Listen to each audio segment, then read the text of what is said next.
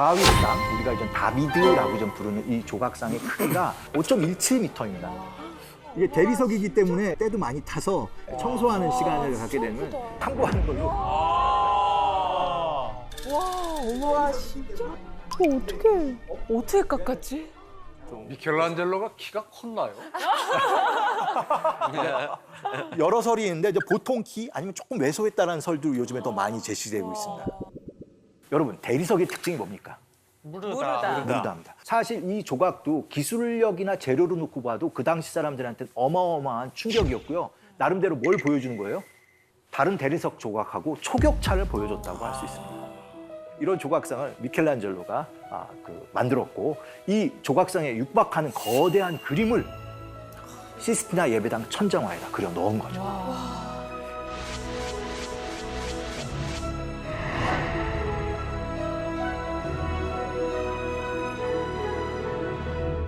이런 작품을 누가 그리라고 하면 순순히 하겠습니다 하는 사람이 있을까요? 이 시스티나 예배당의 이 천장화를 그리는 그 난이도 한번 살펴보는 시간을 좀 가져볼까 합니다. 그가 이 당시에 썼던 편지글이 남아 있는데요. 뒤틀린 자세로 일한 탓에 몸이 활처럼 휘어버렸네. 허리가 창자 속으로 파고들어 균형을 잡으려면 말처럼 엉덩이를 뒤로 빼야 하지. 난 장님처럼 걸어 다니고 있어. 너무도 비참해진 나는 예술가도 아니라네. 그 시스티나 예배당 천정화에서 일하는 모습을 이렇게 표현한 것 같은데요. 우리가 이제 누워서 그렸다라고 알려져 있지만 사실은 아니고요. 거의 대부분 서서 그렸던 것 같은데요. 계속 서서 이렇게 그림을 그리다 보니까 이 머리 뒤가 등에 붙었다는 거 아니에요. 그리고 이제 물감이 계속 입안에 떨어지면서 이 창자가 꼬였다라는 이야기까지도 하게 되고, 거의 이게 뭐 그림을 그리는 게 아니라 수련과 수행의 시간이었다라고 할 수 있고요. 사실 이 작품을 직접 그 바티칸에 가서 보실 때 대부분의 사람들이 놀라는 거는 보는 순간 목이 아파요. 잠깐 감상을 해도 좀 어떻게 보면 신체에 무리가 가는데, 이 사람은 이거를 거의 5년씩 하면서 저 대작을 완성했기 때문에 그가 정말 이 작품을 향한 집념은 아까 우리가 설명한 그런 요소도 있었겠지만 정말 자기가 모든 것들을 다 바쳐서 이런 작품을 만들겠다라는 그 굳은 의지가 가장 아마 중심이 되었을 거라는 생각을 하게 됩니다. 자, 이 장면 어떠세요? 빛과 어둠을 만드시는 하느님의 그 모습인데요. 최근에 이 작품을 복원하는 과정에서 근접 촬영한 사진들이 지금 조금 알려져 있습니다. 보통은 왼쪽의 모습인데 오른쪽 모습은 그 조명을 옆에서 강하게 줘갖고 아까 얘기했던 철필로 그은 드로잉 같은 것들을 보여주게 되는 것이죠. 그 무엇보다도 자세히 보시면 팔의 위치나 이런 것들이 드로잉된 모습하고 실제로 완성된 모습하고 조금 차이가 나죠. 네네. 막상 계획은 했지만 그 위에서 그림을 그리다 보니까 수정을 하는 거죠. 즉각 수정을 하고 있는데, 조금 여기서 우리가 좀 눈여겨봐야 될 것은 이 그림이 벽화라고 했고 제가 프레스코 벽화라고 했습니다.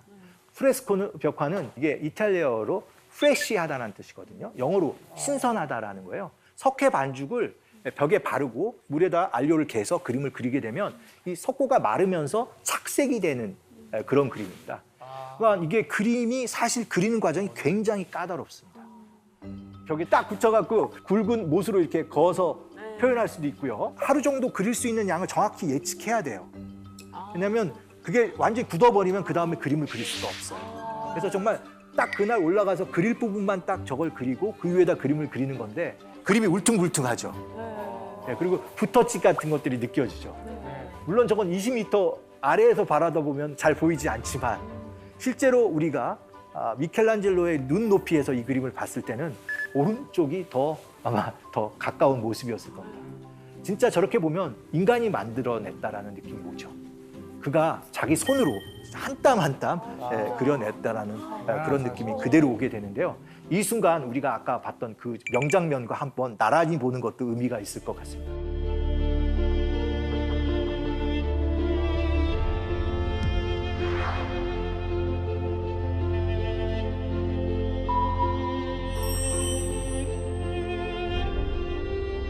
거대한 작품이고 넘사벽 작품이지만 그것들을 조금 더 우리가 다가가 봤을 때는 저런 좀 인간의 어떤 터치, 인간의 어떤 향기가 난다고 할까요? 사람의 어떤 느낌이 이렇게 물씬 나게 됩니다.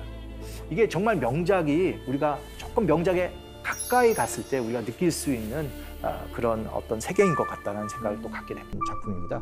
그 작품을 통해서 진짜 조각가로서 나는 이 정도 하는 사람이라는 걸 뭐 주변에 완전히 각인시키죠.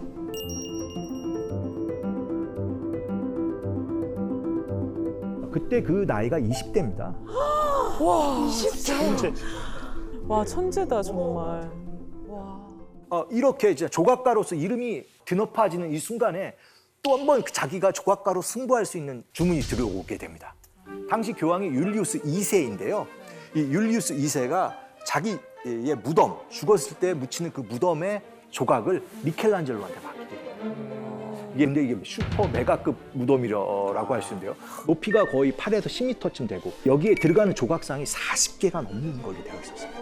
그러니까 쉽게 얘기하면 다비드상이 40개가 들어가는 거예요. 자신의 이름을 완전히 낚이는 명작이라고 생각해서 이 작품에 혼신의 노력을 다 기울입니다. 뭐 좋은 조각을 하려면 뭘 해야 되냐면 멋진 돌을 만나야 되거든요. 그래서 대리석 광산이 있는 까라라에 가서 진짜 좋은 돌을 찾기 위해서 몇 년씩 누비고 다니는 그 과정이 있는데 슬프게도 이 율리우스 2세의 무덤을 만드는 이 프로젝트가 중단됩니다. 율리우스 2세 교황에게 건축으로 자문하던 사람이 있습니다. 브라만테라는 사람이 있는데 이 브라만테가 사실은 밀고 있었던 화가가 있습니다. 굉장히 재능 있는 미켈란젤로보다 어리고 미켈란젤로는 성격이 좀 괴팍한데 성격도 좋고 우리가 알고 있는 그 라파엘로라는 작가입니다. 그의 먼 친척 되는 삼촌 정도가 되는 사람이 브라만테였는데 브라만테가 미켈란젤로와 교황 사이에 불화를 만들려고 이런 잡음을 만들었다고 누구의 주장이냐면 미켈란젤로 측 주장입니다. 한번 그와 관련된 그림도 남아 있는데요. 이 그림을 보시게 되면 브라만테가 초대 베드로 성당을 허물고 새로운 베드로 성당을 짓자고 제안하는 장면입니다. 그 뒤에 한 젊은이가 또 서 있는데요. 이 사람이 이제 라파엘로인데 이 그림 중에서 가장 절묘한 사람은 입이 이렇게 삐쭉 나온 사람이 하나 있죠. 이 장면을 굉장히 심술궂게 바라보고 있는 사람이 미켈란젤로인데 자기가 꿈꿔왔던 율리우스 2세 무덤 조성 프로젝트가 중단이 되고 게다가 미켈란젤로에게 천장화를 그리도록 하라는 이 아이디어를 준 사람은 브라만테라는 거죠. 당연히 미켈란젤로는 이거는 거절합니다. 아직 회화적으로는 실력을 드러내 보여주지 않았던 미켈란젤로가 브라만테가 자기를 나락에 빠뜨리려고 만든 일종의 간괴라고 생각을 했고 그래서 교황의 요청을 거부하죠. 저는 조각가이지 화가가 아닙니다. 여기서 잠깐 그 미켈란젤로 성격이 얼마나 괴팍했는지를 보여주는 그 사례가 있습니다. 이 프로젝트를 한참 진행하고 있는데 교황이 얼마나 궁금하겠어요. 그래서 도대체 이 프로젝트가 언제 끝났는지 미켈란젤로한테 물었는데 뭐 끝날 때 되면 끝나겠죠.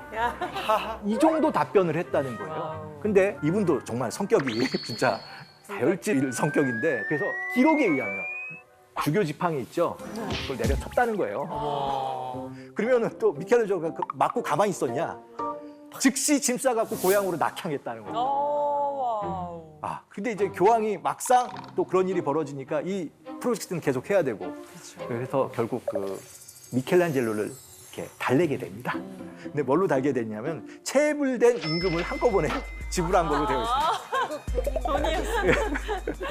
예, 그게 미켈란젤로가 사형제인데요. 두 번째 아들입니다. 근데 이 집안이 실질적으로 돈을 버는 사람 미켈란젤로밖에 없었어요. 소년 과장이었던 거죠. 미켈란젤로는 일찍부터 성공을 해서 집안을 일으켜 세우겠다라는 생각이 굉장히 컸고 두카토 500냥. 500냥. 예. 요즘으로 치면 대략 한 5억 정도가 밀려 있었던 거예요. 어쨌든 이 돈을 받고 미켈란젤로는 다시 돌아와서 지금 우리가 본 대로 이 시스티나 예배당을 완성시키죠. 아마 이게 그가 이렇게 어마어마한 프로젝트를 감행하게 된 굉장히 중요한 요소 중에 하나라고 생각해요. 들여다보면 들여다볼수록 교황님의 큰 그림이 있었던 것 같아요. 미켈란젤로가 이 그림을 그리고 있을 때 정말 지척에서 라파엘로가 그림을 그리고 있었습니다. 시스티나 예배당과 라파엘로가 일하고 있는 교황의 집무실과의 거리는 100m도 되지 않아요. 생각해 보세요. 자기보다 7살 어린 라파엘로라는. 더 기분 나쁜 거는 본인은 그래도 피에타상이라든지 다윗상이라든지 여러 가지 아주 중요한 프로젝트를 했는데 라파엘로는 사실 뭐 뚜렷한 성과가 없는 정말 신예 작가이거든요. 그에게 교황이 정말 지척에 있는 공간에 중요한 작업을 맡긴 거예요. 이거는 누가 봐도 경쟁 구도이고 이거 지게 되면 체면이 말이 아닌 거예요. 그렇죠. 이게 이제 라파엘로가 그린 교황 집무실의 스탄차 그림인데요. 여기에 그 유명한 아테네 학당이 그려져 있습니다.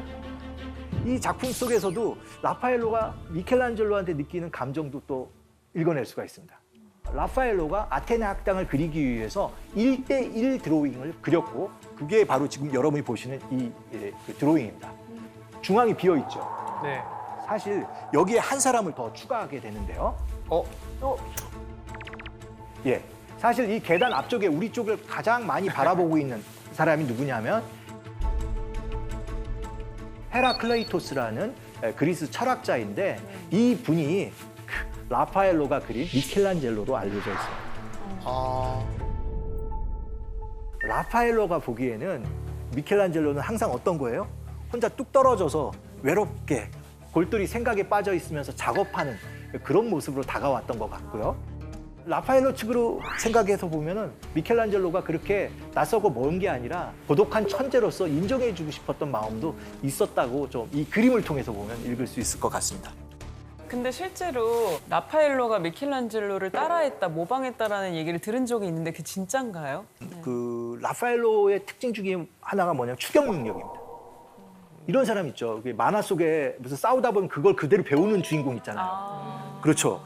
약간 그런 모습이에요. 굉장히 그 처음에는 브라만테와 같이 우르비도라는 약간 시골 출신의 그냥 로컬 화가였는데 피렌체에서 유학하면서 그림이 한 단계 업그레이드 되고요.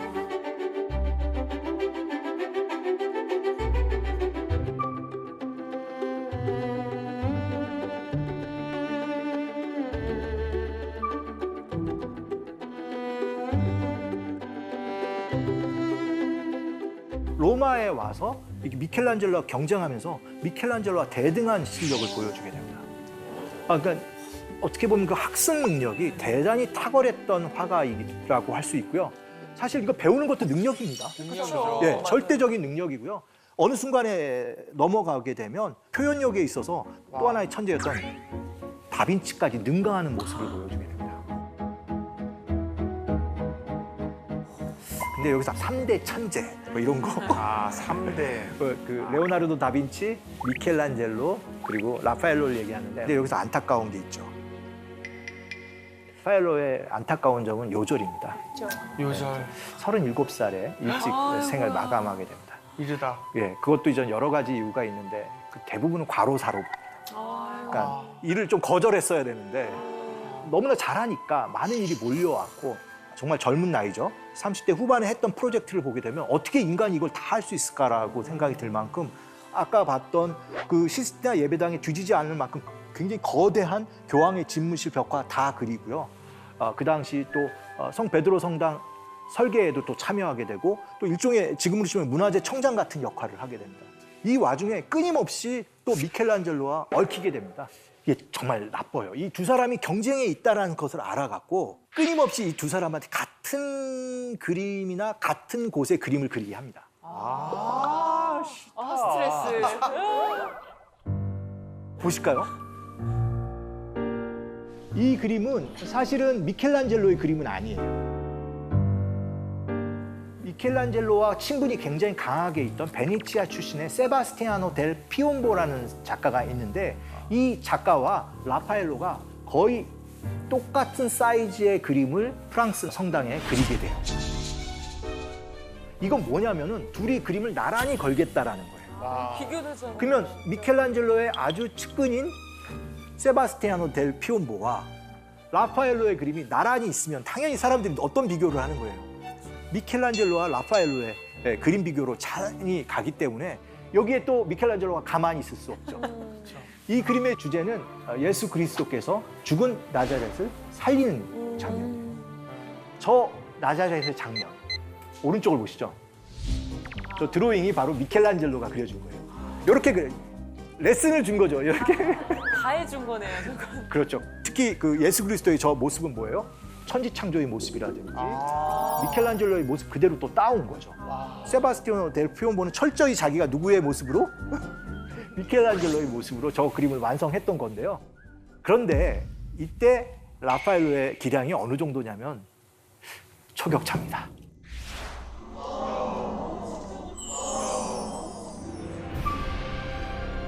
산상에 올라와서 그 예언자들과 함께 만나고 그 아래에는 마귀 들린 아이를 치유하는 사도들의 모습들이 그려져 있습니다.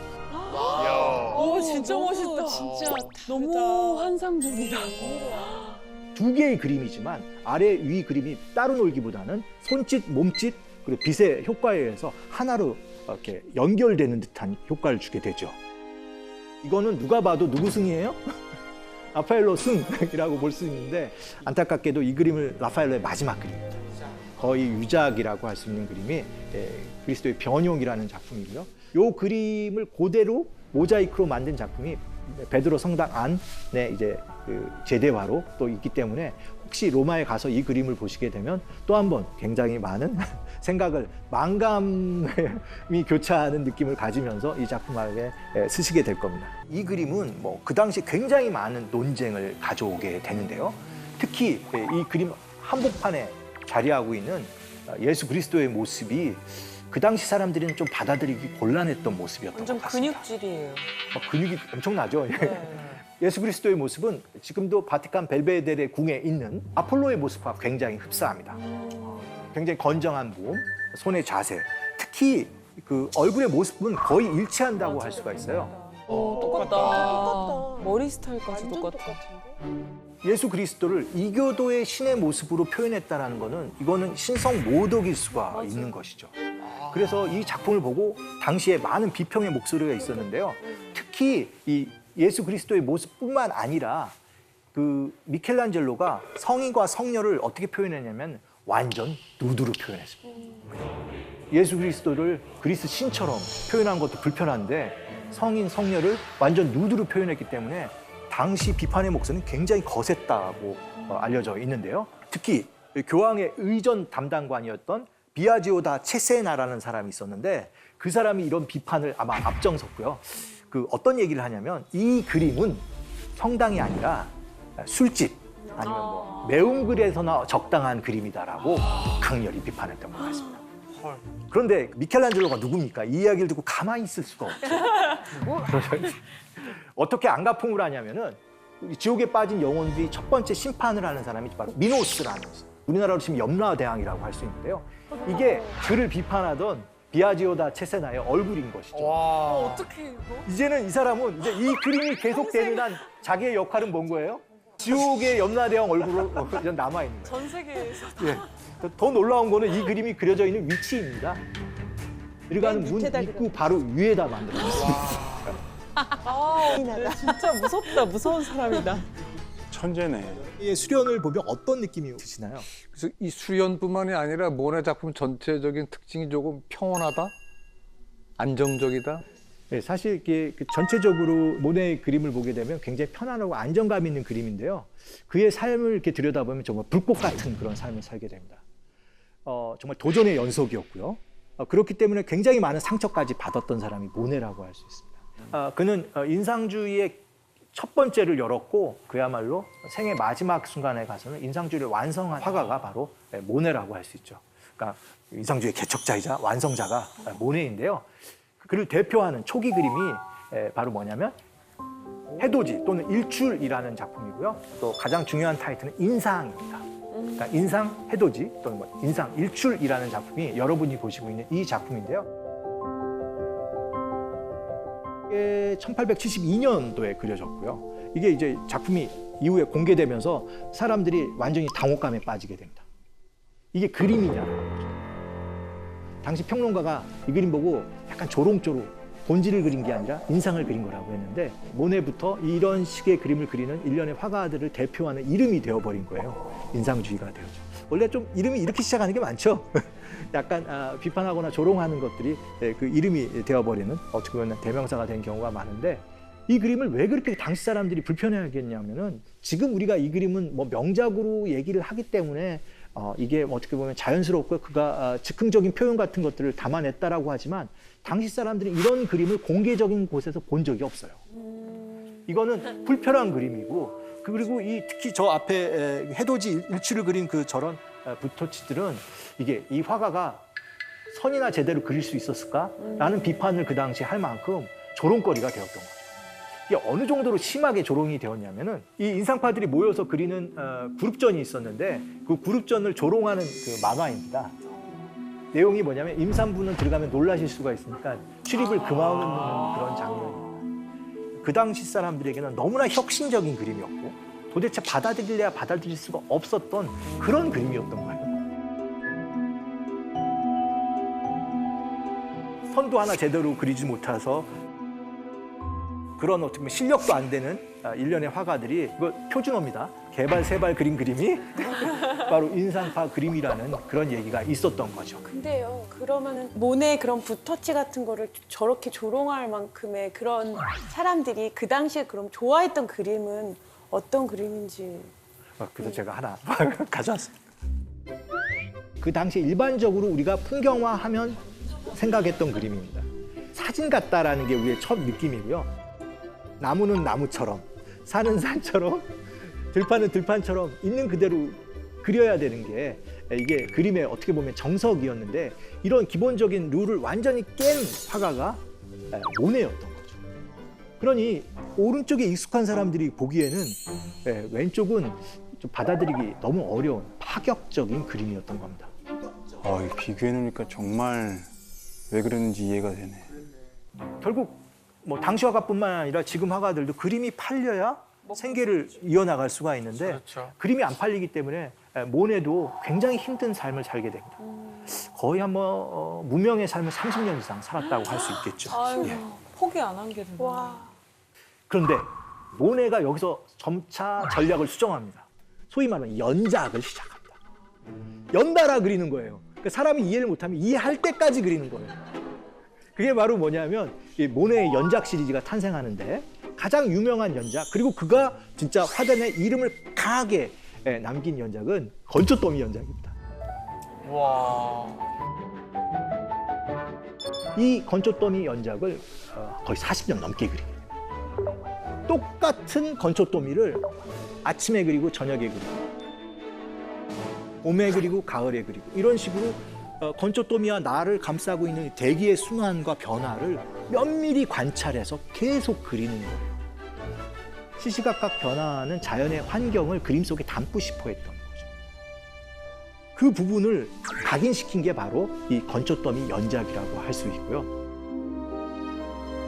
정말 이 작품이 팔려 나가기 시작하는데요. 그 당시 일반적으로 마켓에서 그림이 팔렸던 가격은 대략 300~400만 원짜리 그림이었던 거예요. 근데 이 건초더미 연작이 드디어 인정받으면서 가격이 순간 10배 뜁니다. 네, 3~4천만 원씩 팔리고. 그리고 사람들이 모네가 무엇을 하려고 했는지, 그가 그렇게 혼신적으로 해서 그리려고 했던 것이 무엇인지를 이 시리즈를 통해서 알게 되는 거죠.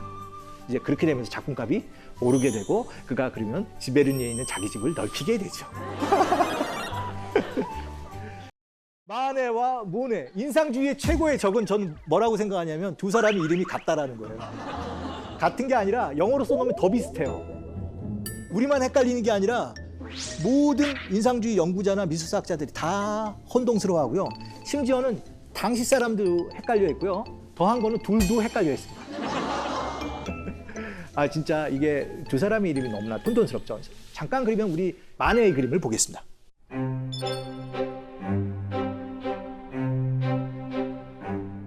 작품 제목이 올랭피아인데 이 올림피아는 그 당시 그 소위 매춘부들이 가장 많이 쓰던 예명 가명이었습니다. 그러니까 이 작품 제목부터 이 작가는 의도를 갖고 들어온 것이죠.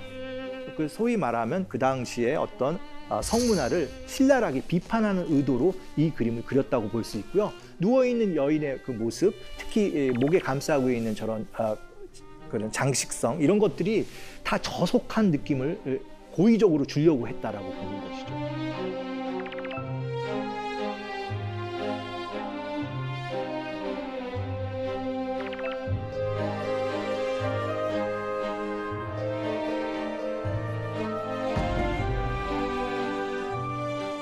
사실 그 당시에는 누드화가 많이 그려졌지만 이 누드는 사람들이 절대 신적이거나 위험 있는 그런 누드가 아니라 굉장히 저속한 그림으로 받아들였어요.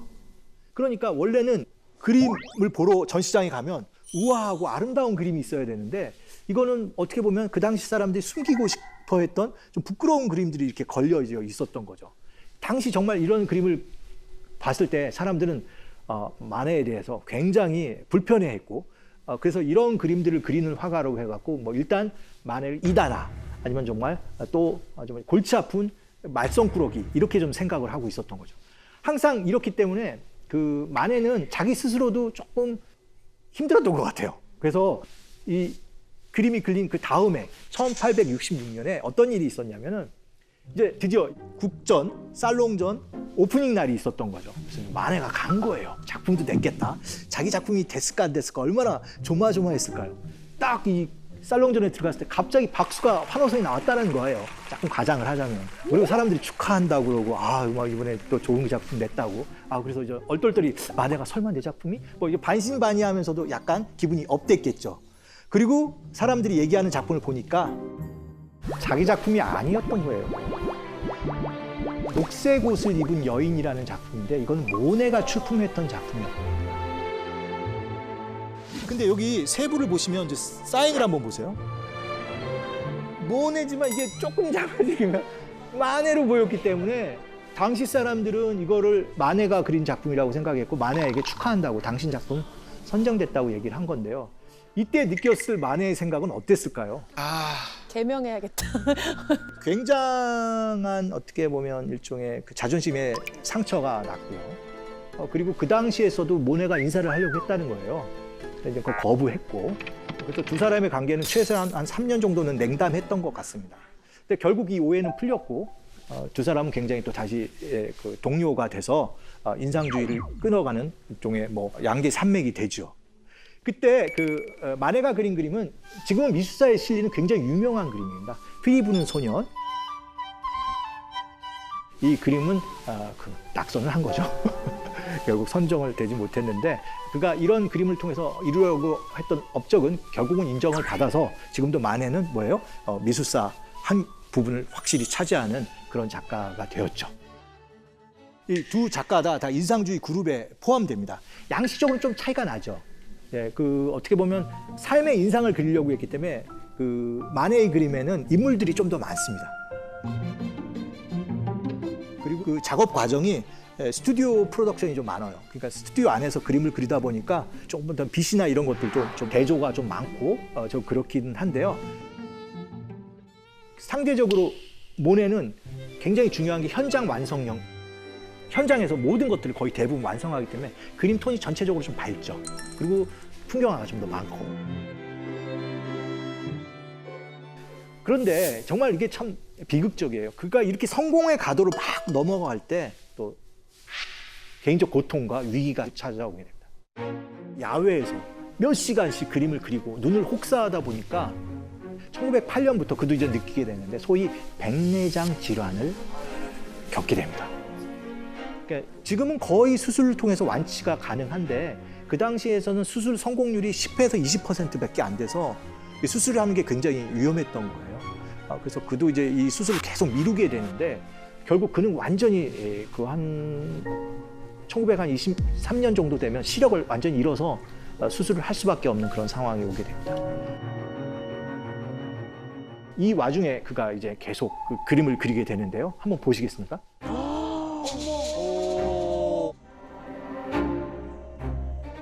초기에 그린 그림은 우리가 인상파 그림 범위에 있죠.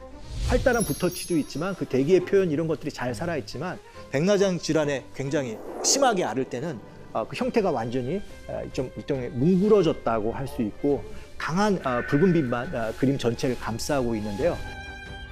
사실 그가 이 안질환, 이 백내장을 앓았을 때 더 큰 그 개인적 시련을 겪게 됩니다.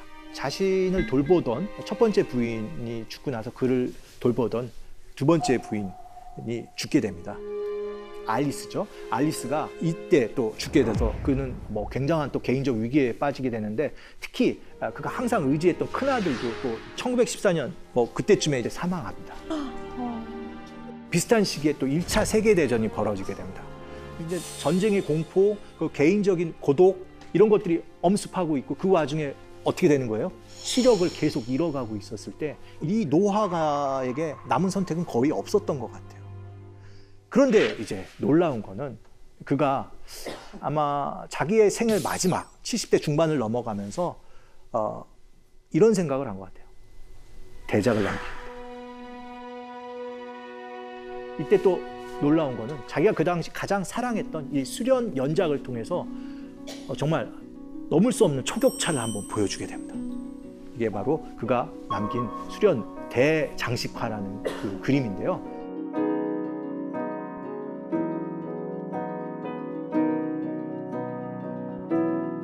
완전히 그 인간적인 어떤 삶의 마지막에 있어서 다시 이제 붓을 들고 일어나게 되는데요. 이 화가의 뒷면에 있는 저 수련 연작을 그리겠고 저것을 통해서 진짜 누구도 이뤄내지 못한 엄청난 업적을 쌓겠다는 그 인형으로 다시 화가로 도전하게 됩니다. 와, 진짜 멋있다. 이 그림은 지금 어디서 볼 수 있냐면은 가장 거대한 규모로는 프랑스 파리 루브르 앞에 조그마한 부속 건물인데요. 건물 이름은 오랑주리라고 되어 있습니다. 그러니까 오렌지 나무를 보호하던 일종의 온실이기 때문에 여기가 뭐가 좋냐면은 그 빛이 천장에서 들어와요. 그래서 모네가 이 그림을 기증할 때 제일 중요하게 생각했던 게 자연광이거든요. 그래서 이 자연광을 자연스럽게 또 갖출 수 있는 이 조건까지 가지고 있었던 것이 바로 이 오랑주리, 이 온실인데요. 여기를 개조해서 프랑스 정부가 누구에게 모네 수련의 전용관으로 헌정했죠. 이게 그 규모도 또 우리가 얘기했듯이 초격차입니다. 높이가 2m고요. 이 그림이 전체적으로는 8개의 주제로 이어졌지만 다 이어붙이면 100m입니다. 안타깝게도 모네가 이 전시된 형태는 보지 못합니다. 그는 1926년에 그 생을 마감하고 오랑주리 미술관이 완성된 건 그 다음 해입니다. 그래서 어쨌든 프랑스 정부는 약속을 지켰고요. 그럼 지금과 같이 이러한 형태로 전시되어 있습니다. 그런데 말입니다. 이 그림의 오른쪽을 좀 주목해서 보시죠. 이 그림은 프랑스 파리 오랑주리에 있는 모네 그림입니다. 수련, 바로 구름이라는 연작인데요. 지금 저 그림에 한번 주목을 해보시면 위의 그림이 지금 국립중앙박물관에 전시되어 있고 이건희 컬렉션을 통해서 국가에 기증된 수련 장면입니다. 똑같아. 그림자 라인이 똑같죠? 네, 똑같습니다. 이 아래는 햇볕이 좀 강해서 빛의 대비가 좀 더 크고요. 위쪽은 날씨가 좀 흐리다 보니까 톤이 약간 중간으로 올라와서 그림자 안까지 그림이 보이는 그런 상황입니다. 이 그림은 분명히 지금 동일한 위치에서 그려진 그림인데 날짜와 시기는 다르겠죠. 특히 인상적인 거는 구름의 표현은 거의 일치합니다. 하지만 또 우리의 또 관심사는 그 아래에는 안 보이는 꽃망울입니다. 꽃망울이 언제 피냐면 6월에서 7월에 피거든요. 그러면 이거는 수련 6월이라고 이렇게 이름을 불려주는 게 좋을 것 같습니다. 우리가 모네의 그림은 다 어떻게 보면 시시각각 다른 표현을 했을 뿐만 아니라 모네가 그 작품 하나하나를 다른 이름으로 붙여줘요. 개별화시키고 개성 있는 하나의 객체로 만들거든요. 이렇게 봤을 때 수련이라는 전체적인 타이틀 속에서 이 모네가 끄집어내려고 했던 그 의미를 좀 더 짚어볼 필요가 있고 이렇게 놓고 본다면 구름 또는 뭐라는 거예요? 6월 이런 타이틀로 이 작품을 좀 더 가깝게 부를 수 있을 것 같습니다. 그럼 선생님 위에 그림은 백내장 이전 그림이고 밑에 그림은 백내장 이후 그림인가요? 아닙니다. 이제부터 모네는 기억을 이용합니다. 그래서 그게 궁금했어요. 보고 그린 건지. 예. 어느 순간에는 시선의 물리적 환경에 완전히 매료되어 있다가 거기서 이제 벗어나서 소위 말하면 심상을 이용하는 백내장을 극히 심하게 알고 있을 때 그린 겁니다. 둘 다. 예.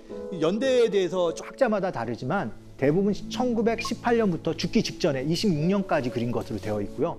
대부분 전 세계에 있는 박물관에서도 연대를 그 폭으로 잡습니다. 특정하기가 조금 어렵습니다. 이런 일화까지 우리가 낱낱이 들여가다 보면은 인상주의에 대한 생각도 살짝 바뀌면서 그들이 처음부터 이루려고 했던 그런 도전 정신이라든지 그런 것들을 또 자기 스스로 사회에 인정받으려고 노력했던 그 지난한 과정. 하지만 또 그것들이 성취하는 과정에서 또 벌어졌던 인간적인 또 고난사.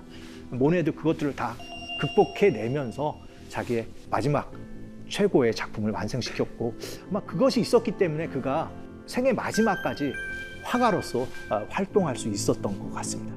아주 독특한 표현이 있습니다. 어둠 속에서 하나의 초가 빛을 발하죠. 그런데 자세히 보시면 어떠십니까? 그게 굉장히 약합니다만 또 주변을 아주 따뜻하게 감싸는 아주 매력적인 시각 효과를 또 줍니다. 돌이켜보면 과거에도 이 촛불을 그린 작가가 있습니다. 17세기 프랑스에서 활동했던 조르주 들라뚜르라는 화가가 그린 그림인데요. 촛불은 아니라 등잔불이 등장하고 있지만 촛불과 거의 비슷한 효과를 보여줍니다. 영어로 캔들 라이트 이펙트라고 해갖고요. 촛불 광선 효과라고 하는 기법을 17세기에 굉장히 많이 유행하게 됩니다. 그리고 촛불 광선 효과를 가장 잘 쓴 화가들 중에서는 들라뚜르가 있고요. 이 작가의 다른 작품을 보면 그림 화면 한가운데 뭐가 있어요? 촛불이 있고 그 촛불이 주변에 이 주사위 놀이를 하고 있는 사람의 얼굴을 쫙 비추고 있습니다. 그러니까 그 배경은 어떻게 되죠? 완전히 어둠에 빠져 있죠. 저도 이 작가를 좋아했는데요. 일반적인 미술사에서는 이 작가는 바로 앞 선배님의 영향을 많이 받은 거로 되어 있습니다. 그 바로 누구냐면 미켈란젤로 다 까라바조입니다. 이 작품을 보면 지금 한가운데 앉아 계신 분이 누구냐면 예수님이십니다. 얼굴이 약간 살집이 붙어 있고 약간 너무 젊게 등장하는데요. 예수님이 부활하시고 나서 제자들과 같이 이 엠마오라는 곳을 가는데 심지어 이 제자들이 예수님이 부활하셨는데도 못 알아봐요. 왜? 예수님은 사흘 전에 돌아가셨으니까 모셨던 스승이 다시 부활했는데도 그걸 깜깜이로 못 알아보는 겁니다. 그래서 이 엠마오라는 곳에 앉아서 식사를 하면서 내가 예수다! 라고 하는 바로 그 장면을 그린 겁니다. 이 카라바조 작가는 기존에 있었던 도상을 흐트리면서 새롭게 해석한 굉장히 파격적인 작가입니다. 심지어 살인도 했고요. 그 일종의 범죄자가 돼서 쓸쓸하게 생을 마감하는 굉장히 강렬한 삶을 살고 간 그런 작가이죠. 여기에는 촛불은 없지만 촛불 광선이 있는 것처럼 중앙에 빛이 있고 주변은 어둡게 되어 있습니다. 바로 이런 그림을 그린 까라바조의 영향으로 들라뚜르가 촛불을 이용한 그림을 그렸다고 저는 배웠습니다. 사실 미술에서 구도가 같으면 많은 게 같은 겁니다. 보시게 되면 예수님의 매장을 그린 카라바조의 모습은 이렇게 대각선으로 되어 있죠. 라뚜르의 작품도 대각선으로 되어 있습니다. 그렇고 촛불의 효과라든지 등장인물을 아주 거칠지만 자연스럽게 끌어낸 이런 것들이 제가 보기에는 이 작품은 아류라고 생각했어요. 누구의 아류? 카라바조의 아류라고 생각을 했습니다. 그런데 촛불을 오랫동안 보니까 여기에는 촛불이 그렇게 효과가 강하지가 않았다는 걸 느낀 거죠. 그런데 이 작가는 확실히 촛불의 느낌을 그림 속에다 집어넣었습니다. 지금 세바스티아노 성인이 화살을 맞고 치료를 받으려고 하는 바로 그 순간을 그린 그 장면인데요.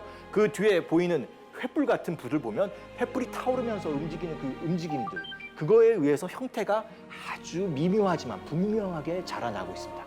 이런 그림을 그린 작가가 바로 라뚜르라는 작가였고요. 지금 생각해 보니까 촛불에 관한 한 누가 더 대가예요? 라뚜르가 대가였다는 것을 알게 되었습니다. 이런 촛불의 효과에 막 빠져보니까 중세 미술이야말로 바로 이러한 효과를 가장 극대화한 미술이라는 것을 알게 되었습니다. 그래서 어쩌면 우리 사회는 지금 이 순간만큼은 중세를 가장 잘 이해할 수 있는 그런 시기라는 생각도 가지게 되었습니다. 이제 중세를 보여주는 가장 독특한 한 세계를 여러분들에게 보여드리도록 하겠습니다. 바로 그게 뭐냐면 수도원입니다. 수도원 중에서도 제가 보여드리는 수도원은 굉장히 독특한 곳에 있습니다. 이게 수도원인가요? 맞습니다. 아일랜드의 독도라고 할 수 있는데요. 지명은 스켈리그 마이클이라는 곳입니다. 이 섬에 도착하시면 이 라인을 따라서 가시는데요. 8, 9세기에 수도사들이 여기서 기도하면서 삶을 영위했던 거로 되어 있습니다. 야, 저기 이제 수도할 수밖에 없는 곳이네요. 정말 가기도 어렵고 지금도 일정한 몸무게가 되지 않으면 이 섬에 못 가도록 되어 있습니다. 아일랜드 자체가 중심에서 좀 멀리 떨어져 있는데도요. 거기서도 더 멀리 어디로 간 거예요? 이 수도사들이 섬으로 가서 기도하게 됩니다. 참 이상합니다. 이게 사실 우리는 어디를 좋아해요? 도시를 좋아해요? 섬을 좋아해요? 도시에 있고 싶어 하는데 이 당시 사람들의 정서는 도시는 타락하고 오염된 곳이라고 생각을 했고 좀 더 신에게 다가갈 수 있는 곳이 어디라는 거예요? 바로 이러한 곳이었고 여기에서 기도하면서 삶을 영위했습니다.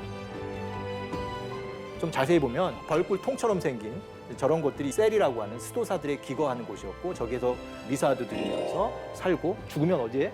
바로 여기에 묻히셨습니다. 근데 흥미롭게도 여기가 SF 영화의 로케가 되고 있습니다.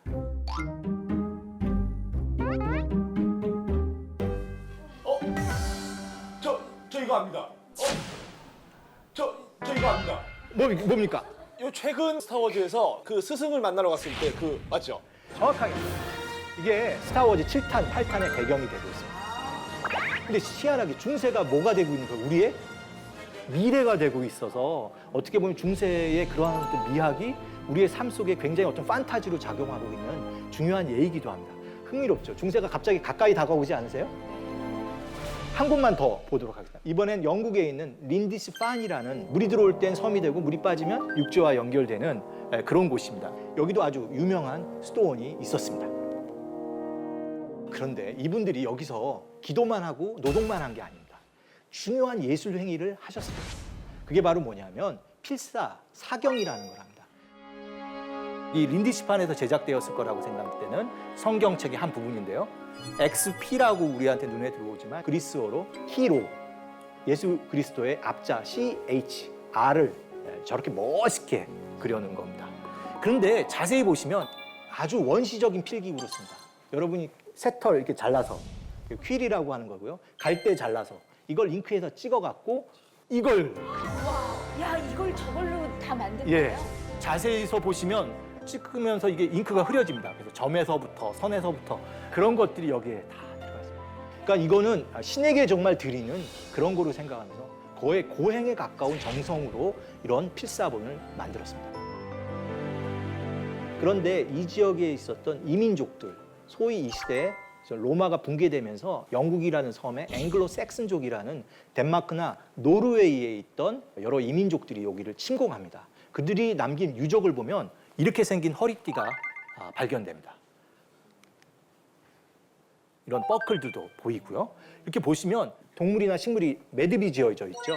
그런 표현들 같은 걸 한번 눈여겨보십시오. 이런 것들은 아마 로마 이외의 지역에 있었던 여러 이민족들의 전통적인 문양이었던 것 같습니다. 그런데 이런 문양들이 어디로 들어가요? 성경을 필사할 때 그게 또 들어가게 됩니다. 그러니까 성경을 그냥 필사한 게 아니라 자신들의 고유한 표현들을 가지고 이런 것들을 기독교 신앙하고 접목한 이게 유럽의 아주 중요한 부분이 됩니다. 고전 미술만 있었으면 유럽 미술이 굉장히 따분했을 겁니다. 하지만 이런 그 당시로 치면 유럽의 새로운 이민족들의 영감이나 에너지가 들어갔기 때문에 유럽 미술이 굉장히 다채로워집니다. 지금 터키 이스탄불에 가시면 지금과 같은 이 성당을 들어가 보실 수가 있습니다. 하기야 소피아라는 성당이고요. 한국어로 번역하면 성스러운 지혜라는 의미의 성당입니다. 지금 이 안에 들어가 보면 둥근 지붕이 올라가 있습니다. 높이가 거의 55m까지 되고요. 이 둥근 지붕의 폭은 거의 30m를 넘습니다. 이런 거대한 둥근 지붕이 하늘에 매달려 있듯이 있죠. 왜 제가 매달려 있냐고 하냐면 그 당시 사람들이 그렇게 생각했습니다. 이 돔을 보시면 그 조그마한 창들이 어디에 있어요? 이 돔 바깥쪽에 빙 둘러서 있습니다. 그리고 그 창을 통해서 빛이 들어오게 되죠. 낮에는 햇빛이 들어오고 밤에는 달빛이 이 공간을 채우게 됩니다. 그리고 이제 빛이 들어오는 효과 이런 것을 보게 되면 이런 작품을 만든 사람은 빛에 대해서 고민을 많이 했다라는 것을 알 수가 있는데요. 이런 것들은 중세 시대 미술을 관통하는 굉장히 중요한 주제가 되고요. 이러한 빛의 흐름, 빛의 효과를 극대화한 미술들을 중세 미술에서 자주 만나게 되게 됩니다. 그리고 이곳에 촛불이 있으면 얼마나 좋을까요? 죄송하게도 현대 문명에 의해서 촛불은 아니라 전등을 켜놔쓰고 있습니다.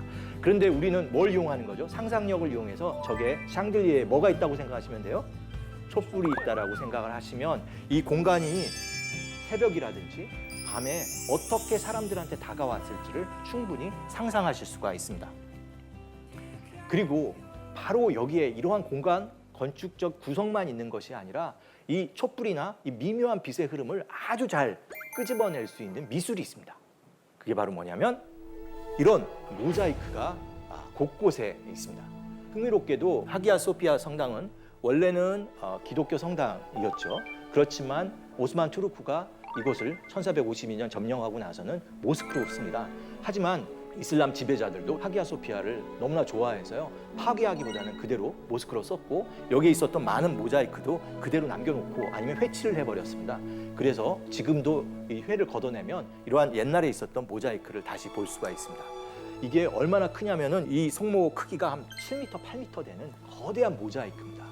그리고 이 모자이크의 주변에 있는 황금색의 배경을 보시면 모자이크, 우리한테는 조금 낯선 그런 미술인데요. 손원수 씨, 모자이크 아세요? 알죠? 우리 어렸을 때 그 색종이로 이렇게 해서 붙이는. 네, 우리가 이제 그걸 모자이크라고 생각하는데요. 원래 모자이크는 색깔 있는 돌을 시멘트 위에 붙이는 겁니다. 돌을 붙이는 걸 돌을 모자이크라고 붙입니다. 하는 거예요. 그걸 테세라라고 하는데요. 한 1cm, 크면 한 3cm 되는 돌을 쫙 붙여나가는 겁니다. 이렇게 붙여나가는 거죠. 그래서 어떻게 보면 타일 붙이는 거랑 굉장히 비슷합니다. 그런데 이게 타일을 삐뚤삐뚤 붙이면 우리가 뭐라고 하지만 아무리 우리가 노력을 해도 이 돌을 사람이 자른 거라서 다 삐뚤삐뚤합니다. 이걸 벽에다 붙이면 어떤 일이 벌어지냐면은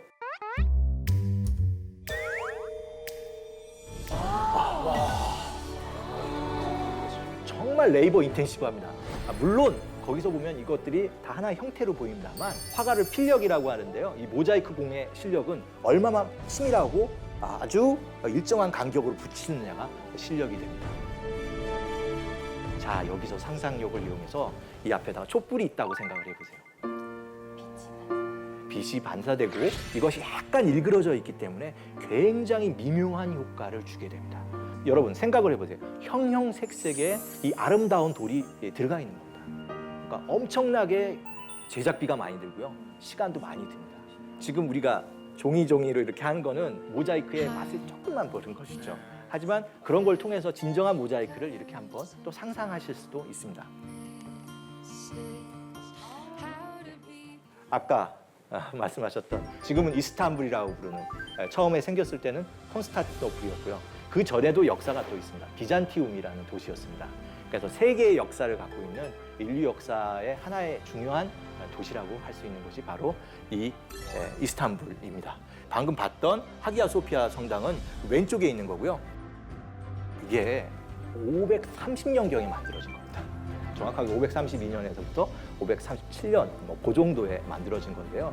우리나라로 치면 삼국시대에 만들어진 건데 지금까지도 거의 완벽하게 남아 있습니다. 보면 고대 건축 기술이 그대로 중세로 전달되고 있는 그런 느낌이 있습니다. 큰 돔이 있고요. 이게 10,000원짜리 돔이 그 돔을 옆에서 지지하고 있습니다. 그리고 더 아래로 내려가서 보시면 그 돔이 3개로 갈라져 갖고 또 버텨주고 있습니다. 그래서 공간적으로 아름다울 뿐만 아니라 기능적으로도 아주 완벽하게 건물들을 지탱하고 있는 감성적이고 상상력을 자극하지만 그것들을 굉장히 논리적인 건축 구조물로 유지하고 있는 게 바로 여러분이 보시고 있는 하기야 소피아 성당입니다. 이 성당이 너무 좋아서 오스만 투르크의 술탄이 17세기 초에 똑같은 거를 건너편에 하나 더 집니다. 그래서 오른쪽에 있는 거는 블루 모스크의 모습입니다. 놀랍지 않아요? 기독교의 성전이 뭐가 되는 거예요? 이슬람 사원의 기준이 또 되는 거니까요. 굉장히 흥미로운 이런 아름다운 광경을 터키 이스탄불에 가면 보실 수가 있습니다.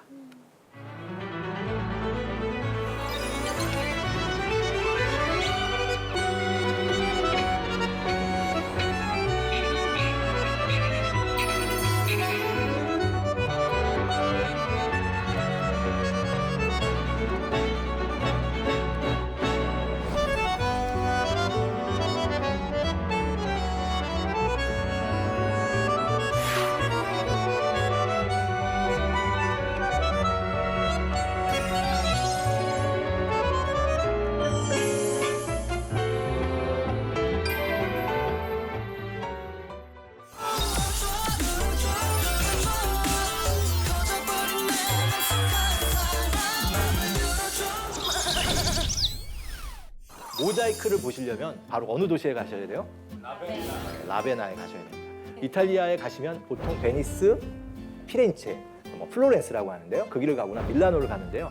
아쉽게도 이 라베나라는 도시는 우리가 주요 다니는 관광 노선에서 약간 비껴나 있습니다. 지도를 한번 볼까요? 여기입니다. 한국하고 비슷하게 생겨 있는데요. 우리나라로 보면 원산 정도의 위치에 있는 곳이 라베나입니다. 이 라베나 조그마한 도시 안에 거의 뭐 1km 되는 오랜 도심 안에 5세기, 6세기에 지어진 아름다운 초기 교회들이 곳곳에 있습니다. 그리고 이 성당들에는 뭐가 있어요? 모자이크 장식들이 거의 완벽할 정도로 잘 남아 있습니다. 저희가 그냥 가장 먼저 볼 곳은 산 비탈레 성당. 비탈리스 성인을 위해서 지어진 성당이고요. 6세기 초에 지어졌으니까, 그리고 아까 봤던 하기야 소피아 성당하고 거의 비슷한 시기에 지어진 쌍둥이 성당이라고 하실 수가 있습니다. 하나는 어디에 있어요? 콘스탄티노플에 있고 하나는 라베나에 있습니다. 근데 이 라베나에 있는 것들은 거의 완벽하게 지금 남아있죠. 생긴 것도 원형의 지붕을, 정확하게는 팔각 지붕을 갖고 있습니다. 그래서 이런 원형 또는 정다각형, 팔각형 교회 건축들이 이 당시에 잘 유행했다는 걸 또 알 수가 있죠. 겉으로 보니까 감동이 별로 없죠. 네, 귀여워요. 네. 네, 이제 진정한 매력은 어디에 있어요? 안에? 안에 내부를 보시면 8개의 꽃이 있는 것 같은 모습입니다. 그리고 설마 저게 다 모자이크입니다. 지금 이건 사진이기 때문에 이게 굉장히 밝게 느껴지시는데요. 실제로 안에 들어가서 보시면 굉장히 어둡습니다. 몇 분 지나고 나서 있으면 이런 형태들이 들어오게 되는데요. 이게 바로 아까 말씀드린 바로 뭐예요? 모자이크로 만들어진 겁니다. 그리고 창들이 작게 나와 있지만 그 창을 통해서 빛이 들어오게 되죠. 그리고 여기에 우리는 항상 상상력으로 뭘 꼭 생각하셔야 돼요?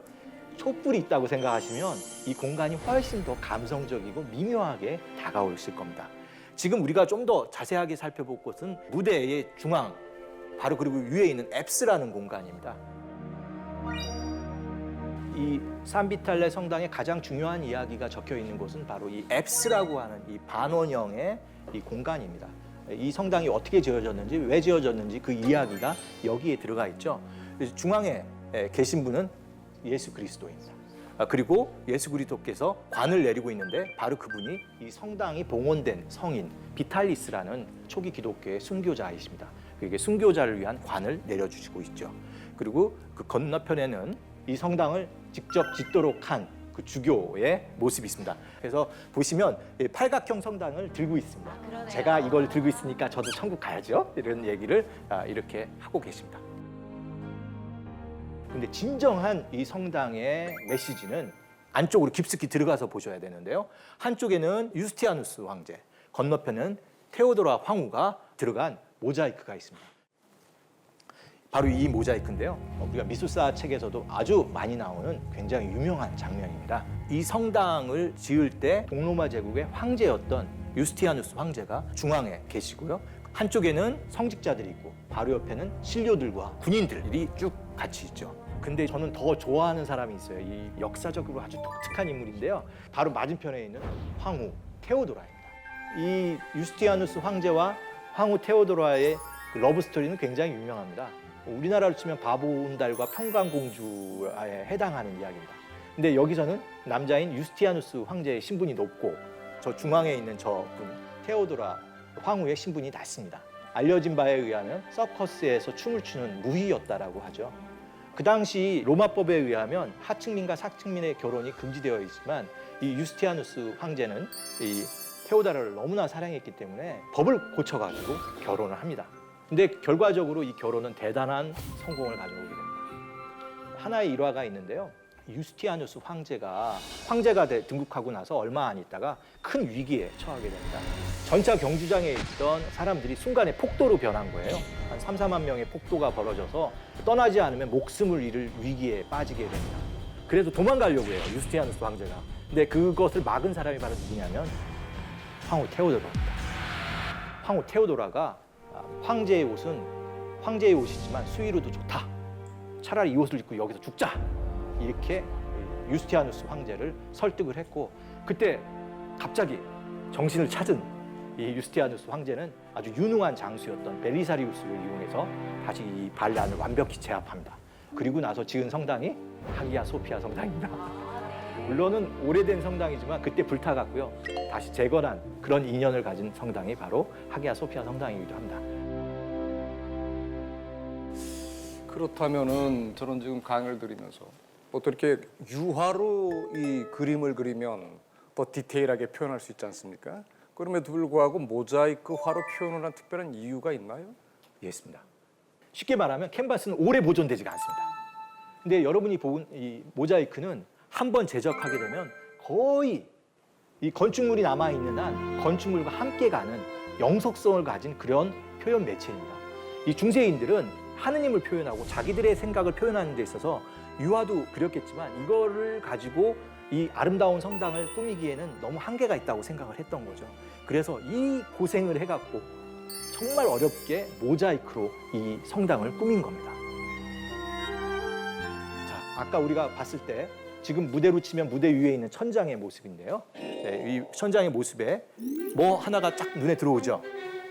양 아니 어린이야? 양. 조금 더 볼까요? 아직도 잘 모르겠어요. 유니콘까지 나왔습니다. 네, 이거 재밌는데요, 생각보다. 머리가 사자인데? 아, 저건 양입니다. 예, 양인데 그냥 양이 아니라 후광을 가지고 있는 거 보면은 아주 중요한 양이라는 생각이 되는데요. 사실 중세 미술을 보면 여러분들은 이제 양만 찾으시면 돼요. 양이 곳곳에 있습니다. 지금 여러분이 보시는 이 산비탈레 성당의 모자이크에서도 양이 또 등장합니다. 저 구석 오른쪽에 있는데요. 아브라함, 이삭이 등장했습니다. 이삭의 희생이라는 주제의 모자이크인데요. 보시면 아브라함께서 하느님의 말씀에 따라 그 정말 백사가 다 돼서 얻은 그 귀한 자식을 신에게 봉헌하려고 했는데요. 바로 그 순간 천사가 나타나서 의식을 멈추게 하고 대신 누구를 쓰라고 하죠? 어린 양이 있습니다. 저기 어린 양이 보이고 있습니다. 한 군데만 더, 사실은 라베나를 가면 바로 라베나 옆에 있는 이 조그마한 도시를 안 가는 경우가 있습니다. 하지만 여러분은 제 수업을 들었기 때문에 라베나에 가셔서 클라세라는 도시에 가서 보시면 아주 또 아름다운 초기 기독교 성당을 만나실 수가 있습니다. 또 이렇게 안에는 모자이크의 장식이 아름답게 되어 있습니다. 또 우리의 눈은 자연스럽게 어디를 향하게 되죠? 앱스라는 곳으로 향하게 됩니다. 아폴레나르 성인께서 우리를 반갑게 맞이하고 있는데요. 이 성당 이름이 아폴레나르 성당입니다. 그리고 이 지명을 써서 클라세의 아폴레나르 성당이 이 성당인데요. 조금 더 자세히 가서 보시면 뭐가 또 눈에 들어올까요? 예, 양들이 곳곳에 있습니다. 그리고 이 양 중에 어느 양이 또 혼자 있는 이 고독한 양. 이 성당에 혹시 갈 기회가 되시면 여기서 앉아서 이 양을 한번 쳐다보시죠. 양들이 초원을 평화롭게 대관령 목장처럼 이렇게 풀을 뜯고 있는 장면을 보시면 아마 마음속에 소위 말하는 평화라는 것을 떠올리실 수가 있을 겁니다. 그런데 이게 아이러니한 게 이 시대가 굉장히 혼란스러운 시대였어요. 소위 이민족들이 들어오면서 로마의 제국이 완전히 붕괴되고 있었고 이 라베나라는 곳만 그나마 유지가 좀 되고 있었던 겁니다. 이 라베나가 주변이 습지로 둘러싸여 있어갖고요. 천혜의 요새였습니다. 그래서 이 라베나가 한때 이 지역의 수도, 로마 제국의 수도 역할까지도 하게 돼서 이렇게 초기의 아름다운 성당들이 잘 보존되어 있었던 겁니다. 그림 한번 볼까요? 지금 보면은 저 여인은 에우로페라고 하는 페니키아의 공주였습니다. 굉장히 지혜롭고 아름답고 정숙하기로 소문이 나 있었죠. 하늘에서 제우스가 보고 마음에 들었습니다.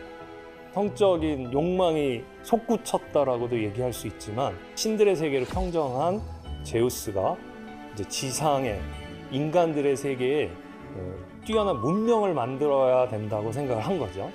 그렇다면 그 문명을 일궈낼 주체를 누구로 삼아야겠습니까? 이렇게 봐서 똑똑한 아이를 찍을 수도 있지만 내 아들이면 좋겠다라고 생각하겠죠. 여기서부터 이제 제우스가 인간들과 사랑을 나누기 시작합니다. 그 중에 하나가 바로 여기에 있는 에우로페였습니다. 그래서 에우로페에게 다가가는데 인간에게 신이 자신의 모습을 그대로 드러내면 인간은 타 죽거나 큰 해를 입습니다. 그래서 제우스가 황소로 변해서 다가갔습니다. 그 황소로 변해서 다가가는 이 모습을 보고 에우로페가 이쁘다 그러면서 만지다가 소가 이렇게 자세를 낮추니까 그 위에 올라탔고 에우로페를 이 황소가 안고서 바다로 뛰어들었고요. 그리고 크레타 섬으로 가서 유럽 최초의 문명인 미노아 문명을 만들 미노스라는 왕을 낳았다고 합니다. 그리고 제우스가 바람 피우는 모습을 잘 보면은 상대가 아까 헤라처럼 다 거부하거나 그런 경우 굉장히 많아요. 다 피해 다니고 난 싫다고 그러고 그럴 때 제우스가 포기하지 않습니다. 상대가 거절할 때 내 자존심을 내세우지 않고 상대가 나를 받아들일 수 있는 모습으로 나를 변신시키고 나를 낮추고 나를 그 모습에 이제 맞추는 거죠.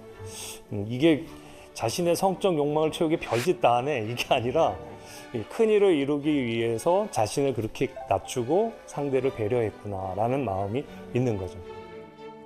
자, 어쨌든 얘기로 다시 돌아와서 헤라와 제우스가 결혼을 했고 그 사이에서 자식들이 태어났겠죠. 자, 그런데 이 자식들 4명의 면면을 보면은 사실 그 태양의 신 아폴론이나 지혜의 신 아테나, 미의 여신 아프로디테 이런 신들에 비해서 보면은 좀 떨어지는 느낌이 있습니다. 그것 때문에 헤라가 굉장히 열등감을 가졌다고 하는 이야기가 있습니다. 그러고 있는 상황 속에서 제우스가 더 좋은 자식을 얻기 위해서 막 바람을 피우고 다니니까 이런 모습에 헤라가 더 화가 났던 거죠. 자, 이런 헤라의 앙심, 질투심, 복수심 때문에 가장 피해를 봤던 또 하나의 상이 있는데 디오니소스 신입니다. 이 디오니소스는 바로 제우스가 꼭 필요하다 생각해서 세멜레라고 하는 여인과 사랑을 나눠서 낳은 자식이라고 할 수 있습니다. 자, 그런데 세멜레는 어떤 여인이었냐면 제우스 신전의 여사제였습니다. 자, 그런데 이 세멜레가 자기가 모시는 제우스가 찾아왔으니까 얼마나 기뻤겠어요. 그런데 제우스는 자기 모습 그대로는 나타날 수 없으니 청년의 모습으로 나타나서 세멜레에게 접근하고 둘이 사랑을 나눴고 둘 사이에서 아들을 잉태하게 됩니다. 자, 그런데 이걸 본 헤라가 가만히 있겠습니까? 화가 났습니다. 자, 그래서 헤라도 세멜레를 오래전부터 돌봤던 늙은 유모로 변신해갖고 세멜레에게 다가갑니다. 그러면서 이렇게 말하죠. 요즘 남자들은 자신이 제우스라고 거짓말을 하면서 순진한 처녀들의 순결을 빼앗는데요. 다음에 만나면 진짜 모습을 보여달라고 하세요. 만약 그 남자가 그걸 거절한다면 제우스가 아니라는 뜻일 거예요. 이렇게 유혹을 합니다. 세멜레 입장에서 귀가 솔깃하겠죠. 그래서 제우스를 만나는 시점에 얘기를 합니다. 나에게 소원이 하나 있는데 꼭 들어주실래요? 그랬더니 제우스가 어떤 소원이든지 내가 다 들어주겠다. 스틱스 강에 맹세하고 들어주겠다고 약속을 합니다. 근데 그 스틱스 강에 그 맹세를 하면 신들조차도 그걸 어기면은 큰 벌을 받게 돼 있습니다. 그러니까 결국 제우스는 세멜레의 그 소원을 눈물을 머금고 들어주게 되죠. 그래서 자신의 모습을, 인간의 모습을 벗고 자신의 모습을 보여주자 그 천둥과 번개의 광휘 때문에 세멜레가 타 죽게 됩니다. 근데 세멜레가 죽는 모습을 제우스가 안타깝게 바라보고 있는데 보니까 태중에 아이가 있는 거예요. 그 아이를 끄집어내서 자기 허벅지에다 집어넣었다고 합니다. 그리고 무럭무럭 자라서 출산일이 되었을 때 아이가 태어났죠. 근데 이걸 또 헤라가 본 겁니다. 아니, 저 아이가 살아남다. 그 아이를 어떻게 해서든지 죽이려고 하는데 헤르메스가 제우스의 명을 받고 그 아이를 빼돌립니다. 그리고 세멜레의 언니였던 이노에게 넘겨지죠. 자, 이 탄생 이야기 속에서 하나 주목할 게 사실 디오니소스는 신이 아닙니다. 사실은 보통 인간과 신 사이에서 태어난 아이는 영웅이라고 하거든요. 반인 반신의 영웅인데 이렇게 태어나서 어렵게 자라났잖아요. 근데 이 어렵게 자라난 아이를 헤라가 여전히 못마땅하게 여기고 광기를 집어넣습니다. 그래서 이 광기에 휩싸인 디오니소스는 미친 듯이 세상을 돌아다니게 되고 그리고 디오니소스를 돌봐줬던 이모인 이노와 그의 남편 아타마스는 헤라의 또 징벌을 받아가지고 미쳐버립니다. 그래서 자기 자식을 태워 죽이기도 하고 또 자기 자식을 안고 바다에 빠져 들어가고 그런 징벌을 받게 되죠. 어머. 이렇게 불행하게 태어나고 불행하게 자란 디오니소스는 결국은 이 모든 시련을 이겨내고 다시 돌아오게 됩니다. 그러면서 신으로 거듭나게 되죠. 그래서 사실 디오니소스라는 말이 디오라는 말이 제우스라는 뜻이고 니소스가 그 헤르메스가 빼돌렸던 산의 이름입니다. 그래서 디오니소스 하면 제우스의 아들로서 니사산에서 자란 아이라는 뜻도 있는데 이게 앞에 있는 디오라는 말이 둘이라는 뜻도 돼서 죽을 뻔하다가 살아난 부활의 신이라는 뜻도 갖게 됩니다.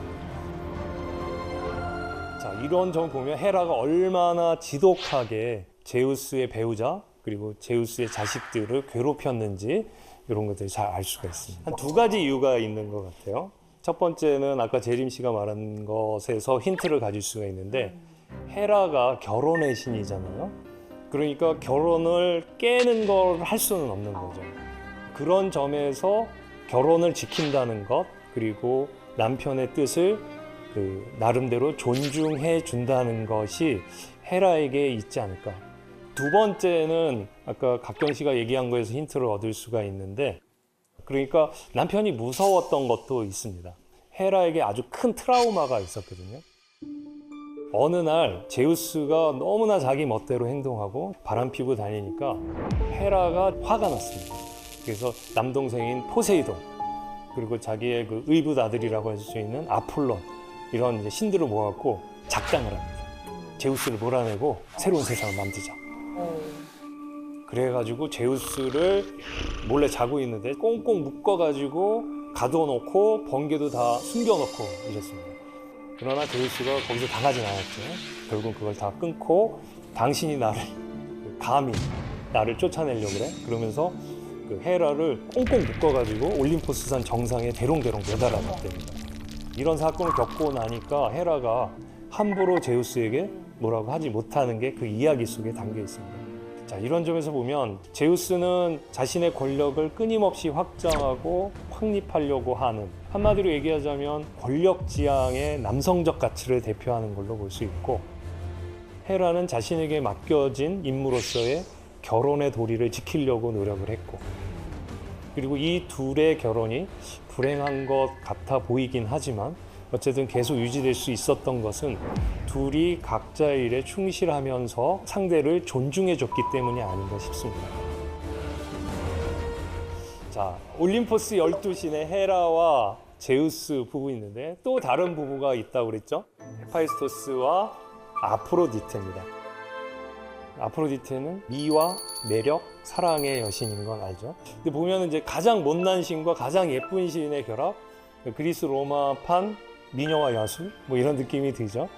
헤파이스토스와 아프로디테가 어떻게 결혼하게 됐는가 이제 이 이야기를 좀 풀어봐야겠네요. 자, 제우스의 첫 번째 부인 누군지 기억나시나요? 메티스. 네, 메티스, 지혜의 여신 메티스였습니다. 그런데 어느 날 신탁이 하나 내려집니다. 메티스는 첫 번째 아이로 딸을 낳을 것인데 그 딸을 낳은 다음에 두 번째는 아들을 낳을 것이다. 근데 그 아들이 제우스를 밀어내고 권력을 잡을 것이다. 이런 신탁이 내려진 거예요. 제우스가 어떻게 했을까요? 그 신탁을 무시하고 그래도 난 사랑하니까 자식을 낳겠다. 이렇게 마음을 먹을 제우스일까요? 제우스는 사랑보다 권력을 더 우선시하는 내가 어떻게 그 획득한 권력인데 이걸 놓칠 수 없다. 그럼 어떻게 해야 할까요? 메티스가 아이를 낳지 못하도록 해야겠죠. 그러니까 메티스를 잡아서 삼켜버립니다. 그래서 메티스는 제우스의 몸 안에서 자라게 되는데 특히 머리에서 자랐다고 해요. 근데 삼켰던 그 당시에 이미 메티스는 아이를 갖고 있었어요. 어머. 출산일이 되자 제우스가 극심한 두통에 시달리게 됩니다. 이 아이가 자라나니까 어이구 머리야. 옆을 지키고 있던 프로메테우스가 고통받는 제우스를 보고 내가 해결해 줄게 하면서 옆에 있는 도끼를 들어서 머리를 때려줬답니다. 머리가 갈라지면서 거기서 짜자잔 하고 나타난 게 바로 아테나라는 거예요. 이 소식을 들은 헤라가 아니 저 남편이 나 없이 아이를 낳아? 그럼 나도 혼자서 아이를 낳을게. 그러면서 낳은 아이가 헤파이스토스라고 합니다. 근데 아이를 낳고 보니까 이 아이가 엄청 못생긴 거예요. 게다가 다리를 절고 있고 구질구질해 생긴 거예요. 아우 내가 아이를 낳았는데 이 모양이 이 꼴이야. 제우스는 번듯한 아테나 여신을 낳았는데 그래서 화가 나서 이 헤파이스토스를 집어서 하늘에서 올림포스 궁전에서 아래로 던져버렸다고 합니다. 기록에 의하면 9일 밤낮을 통해서 떨어져가지고 렘노스라는 섬에 떨어졌다고 합니다. 렘노스 섬에 버려진 이 아이를 거두어준 여신이 있었습니다. 그 여신은 바로 테티스였습니다. 바다의 여신 테티스였고요. 테티스는 헤파이스토스는 자기 자식도 아닌데 정성껏 사랑을 다해서 돌봐주고 그 다음에 이 아이를 격려해 줍니다. 얘야, 너가 버려졌지만 네가 잘할 수 있는 게 무엇인지를 찾아내서 우리 한번 너의 실력을 키워보자. 이 헤파이스토스가 그 자신의 능력이 뭘까를 계속 고민했겠죠. 그리고 찾아낸 게 자신의 손재주가 좋다는 걸 알아낸 겁니다. 그래서 불과 금속, 쇠 이런 것들을 다루는 장인이 됩니다. 어떻게 보면 타고난 재주일 수도 있지만 테티스가 버림받은 헤파이스토스를 돌봐주고 헤파이스토스는 그 격려의 힘을 입어서 자신의 능력을 개발해서 뛰어난 그 실력을 갖추게 된 것이다라고 볼 수 있고요. 이런 점에서 그리스인들이 이 헤파이스토스를 굉장히 또 존경하는 측면이 있습니다. 아테네 그러면 제일 먼저 떠오르시는 게 아크로폴리스에 있는 파르테논 신전이죠. 근데 그 파르테논 신전에서 아고라를 거쳐서 아고라 쪽이 가장 높은 곳에 보면은 지금 보시는 헤파이스토스 신전이 있습니다. 규모는 작지만 파르테논 신전의 모습과 상당히 유사하죠. 이거는 종교적인 공간이기도 했지만 사실은 장인들이 이곳에서 머무르면서 작업도 하고 자신들의 어떤 권익도 주장을 하고 그랬던 그 공간이라고 볼 수 있습니다. 아마도 아테네에 남아있는 여러 신전 유적들 중에 상태가 가장 좋은 걸로 봐서 아테네인들이 굉장히 정성껏 돌보던 것이 아닐까 생각합니다. 자, 이렇게 실력을 키운 헤파이스토스 어떤 생각을 하면서 자랐을까요? 특히 자기가 버려졌다는 것에 대해서 굉장히 마음이 아팠겠죠. 그리고 복수심이 생겼습니다. 누구에게? 나를 버린 엄마에게. 내가 엄마를 꼭 복수하겠다. 이런 마음을 가졌습니다. 그래서 어떤 방법을 쓰냐면 황금으로 아주 매력적인 의자를 하나 만들어 놓습니다. 그리고 이 의자를 올림포스 그 산 위로 싹 올립니다. 이걸 그 신들이 보고선 야 이건 너무 멋있다 그러면서 그 중앙에 갖다 놨는데 이 황금 의자는 헤라에게 바쳐진 거였습니다. 근데 헤라는 그 황금 의자를 보고 그게 헤파이스토스가 보낸 거라고 하는 얘기를 들었음에도 불구하고 미안한 마음이나 뭐 이런 마음보다는 이거 멋지네. 어머. 앉아봐야겠네. 그냥 그 의자에 홀딱 반한 거예요. 그래서 그 의자에 앉았는데 이 의자가 과연 선물이었을까요? 반전이 있을 것 같다. 사실 이거는 헤파이스토스가 엄마에게 복수하기 위한 일종의 함정 덫이었습니다. 그래서 헤라가 그 자리에 앉자 손잡이에서 수갑이 나와서 꽉 잡았어요. 어머. 그리고 다리 의자에서 족쇄가 나와서 꽉 잡은 거예요. 난리 났죠. 헤라가 끔찍도 못한 거예요. 신들이 난리가 나서 이걸 풀어보려고 했는데 절대 풀어지지 않는 거예요. 제우스가 느낀 거예요. 이걸 풀 수 있는 자는 이걸 만든 헤파이스토스밖에 없다. 헤파이스토스를 불러내자. 그래서 이제 전령의 신도 가서 야 헤파이스토스 네가 보낸 거에 네 엄마 갇혔어. 좀 도와줘라. 헤파이스토스가 뭐라고 그랬냐면 어머니요? 저에겐 어머니가 없습니다. 안 간 거예요. 그러니까 국립 끝에 선택된 신이 바로 디오니소스 신입니다. 술 한 병 들고 가야지. 그랬을 것 같죠? 그러니까 디오니소스가 포도주의 신이니까 포도주로 헤파이스토스의 마음을 달래주면 풀리지 않을까? 가서 좀 풀어주는 게 어떻겠니? 미운 마음은 미운 마음이지만 그래도 엄마잖니 뭐 이런 식으로 얘기를 했던 모양이에요. 헤파이스토스가 뭐 그래 알았어 뭐 그러면서 결국은 이제 술에 취한 채로 끌려가게 됩니다. 그 당나귀 위에 앉아 있는 게 헤파이스토스입니다. 잘 보시면 눈이 풀려 있습니다. 자, 그렇게 해서 이제 잡혀 있는 헤라를 풀어주기 위해서 헤파이스토스가 올라가게 됩니다. 선생님.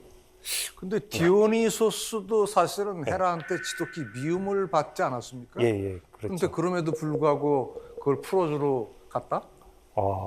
이런 기습 질문을. 그 디오니소스 입장에서는 헤라가 굉장히 밉겠죠. 그 디오니소스도 모든 시련을 극복하고 이겨낸 다음에 그 모습을 이제 올림포스 신들이 다 보고 야 정말 훌륭하다. 그래서 올림포스 12신으로 영접을 하게 됩니다. 그리고 거기 가서 이제 디오니소스가 헤라를 만났겠죠. 그 헤라가 디오니소스를 반갑게 맞이해 주면서 미안하다라고 얘기를 했고요. 네, 사과를 했습니다. 디오니소스도 헤라의 사과를 받아들여 줬습니다. 디오니소스는 술의 신이 아니라 이제 용서와 화해의 신으로 바뀌어져야 돼요. 그러네. 정확하게 잘 보셨습니다. 자, 어쨌든 헤파이스토스가 디오니소스의 인도를 받아서 올라갔습니다. 헤파이스토스가 풀어줬을까요? 네, 풀어주긴 줍니다. 근데 그냥은 안 돼요. 세상에 공짜 없다. 그래서 두 가지 조건을 내세웁니다. 하나는 나를 저 밑에 두지 말고 올림포스 신의 하나로 계속 있게 하십시오. 또 하나가 뭐였냐면 나를 아프로디테와 결혼시켜 주십시오. 보는 눈은 있네 또. 이런 점에서 보면 헤파이스토스가 일종의 이제 정략 결혼했다라고도 볼 수 있겠죠. 왜냐하면 아프로디테의 의사는 전혀 반영이 되지 않은 결혼이에요. 왜 헤파이스토스는 거기에 그 여신들이 많이 있었을 텐데 왜 아프로디테를 자신의 아내로 달라고 그랬을까요? 어찌 보면 자기가 버림받은 존재잖아요. 버림받은 존재인데 내가 실력을 갖추고 내가 버림받지 않아야 됐을 존재다라는 걸 인정받기 위해서 가장 아름답고 가장 부각되는 신을 자신의 아내로 삼았던 거 아닌가라고 생각이 되고요. 자, 이러고 나니까 그 두 부부의 관계가 어땠을까 한번 생각해 볼 필요가 있을 것 같아요. 아프로디테는 어떤 여성이냐? 뭐 사랑의 여신이고 미의 여신이고 매혹의 여신인데 그런 그 아프로디테니 얼마나 그 결혼하고 몸이 달아올랐겠어요. 열정에. 그래서 남편한테 가면 남편은 계속 일만 해요. 아까도 말씀드렸지만 헤파이스토스는 자기가 버림받은 것 때문에 그 인정을 받기 위해서 열심히 일을 했고 그리고 이제 손재주를 보여준 게 소문이 났겠죠. 그러니까 이제 주문이 쇄도한 거예요. 그래서 지금 남아있는 것 중에 제가 아까 헤파이스토스가 버려진 게 올림포스 궁전이라고 그랬는데 궁전을 정말 최고급으로 이제 새롭게 만든 게 바로 헤파이스토스고요. 그리고 그 제우스가 던지는 번개도 일부는 헤파이스토스가 만들었다라고도 얘기하고요. 태양의 신 헬리오스도 자기가 태양 마차를 끌고 아침마다 동쪽에서 서쪽으로 계속 왔다 갔다 해야 되는데 이 마차도 헤파이스토스한테 내 차 좀 바꿔줘. 그래서 새로 바꿔줬다 그러고요. 그다음 제우스가 인간을 벌어하기 위해서 여성을 하나 만들어서 보내야겠다라고 해서 여성을 만들게 된 누군지 아시죠? 네, 판도라. 최초의 여성인 판도라도 헤파이스토스가 만든 거라고. 그럼 이렇게 솜씨가 좋은 헤파이스토스가 아프로디테에게도 뭔가 만들어서 선물을 해줬겠죠? 캐스토스 히마스라는 게 있습니다. 히마스라는 게 이제 허리띠라는 거거든요. 이 허리띠를 한번 매면은 매력이 발산이 돼가지고 매력이 부각이 돼서 보는 존재가 완전히 빠져들게 된다는 거예요. 그래서 어떤 얘기가 있냐면 아까 헤라와 제우스 사이 얘기해 줬잖아요. 둘의 관계는 뜨거운 사랑의 관계는 아니었는데 어느 날 헤라가 제우스를 한번 유혹해야 될 필요가 있었을 때가 있었어요. 그래서 고민하다가 아프로디테를 찾아가서 야, 허리띠 좀 빌려줘. 그랬다는 거예요. 그때 기꺼이 빌려줘서 그 허리띠 차고 갔더니 제우스가 정신을 잃고 어머나 내가 그 뻐꾸기로 변신했을 때보다 훨씬 이뻐 그러면서 거기서 몰래 구름을 쌓고 뭐 거기서 뜨겁게 사랑을 나누는 장면이 일리아스에 그려져 있어요. 자, 그걸 줬어요. 그래서 아프로디테가 한번 또 이렇게 띠 한번 메고 가도 눈길을 안 주는 거예요. 헤파이스토스 나 일해야 돼. 계속 일하는 거예요. 그러니까 아프로디테는 계속 힘이 들겠죠. 아프로디테가 외로워지면 외로워질수록 헤파이스토스로 외면할 테고 헤파이스토스는 외면당하면 당할수록 또 일에 매진할 테고 이게 악순환인 거예요. 결국에는 아프로디테가 그 띠를 다른 곳에 쓰기 시작합니다. 그래서 처음 찾아간 게 바로 아레스입니다. 아레스는 전쟁의 신이라고 그랬죠. 몸 끝내줍니다. 얼굴도 잘생기고 한마디로 얘기하면 굉장히 섹시한 존재라고 볼 수 있습니다. 그러나 제우스와 헤라가 부부이죠. 그리고 그 사이에서 아레스가 태어납니다. 그런 점에서 이제 보면은 헤파이스토스와 아레스는 엄마 입장에서 보면은 친형제라고 할 수 있고요. 아레스와 아프로디테는 제수 씨거나 형수 씨인 거죠. 그 둘 사이에 또 사랑을 나누게 되는데 한번 그림 한번 보실까요? 일하는 디커튼에서